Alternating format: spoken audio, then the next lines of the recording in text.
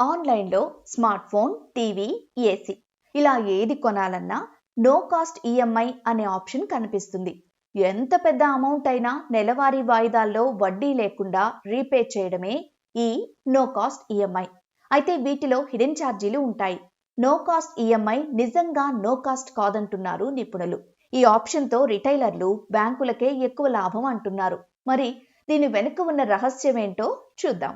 No cost EMI ద్వారా మీరు చెల్లించే వడ్డీని ప్రోడక్ట్ కాస్ట్లో సర్దుబాటు చేసి తిరిగి మీ నుంచే కట్టించుకుంటారని నిపుణులు చెబుతున్నారు.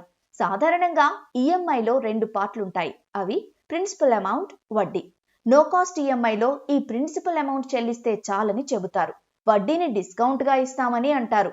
కానీ మీరు కట్టే వడ్డీపై 18% జీఎస్టీ పడుతుంది. దాన్ని కస్టమరే పే చేయాలి. అలాగే ప్రాసెసింగ్ ఛార్జీలు, సర్వీస్ ఛార్జీలు, వాటిపై జీఎస్టీ కూడా కస్టమర్ భరించాలి. రిటైలర్ ఎంఆర్పీని పెంచి మీకు డిస్కౌంట్గా ఇచ్చే వడ్డీని బేస్ రేట్లో సర్దుబాటు చేస్తారు. నో కాస్ట్ ఈఎంఐ వాస్తవానికి ఒక స్మార్ట్ మార్కెటింగ్ టెక్నిక్. ప్రస్తుతం మార్కెట్ అంచనాల ప్రకారం 100లో 75 మంది ఈఎంఐ ఆప్షన్ ఎంచుకుంటున్నారు. దీంతో బ్యాంకులు రిటైలర్లతో మాట్లాడుకుని ఈఎంఐ ఆప్షన్లను ప్రోత్సహిస్తాయి. ఇందులో ఒక ప్రోడక్ట్ పై వచ్చే లాభం, మార్జిన్ తగ్గినప్పటికీ ఎక్కువ ప్రోడక్ట్లు అమ్ముడవుతాయి కాబట్టి ఆదాయం భారీగానే ఉంటుంది.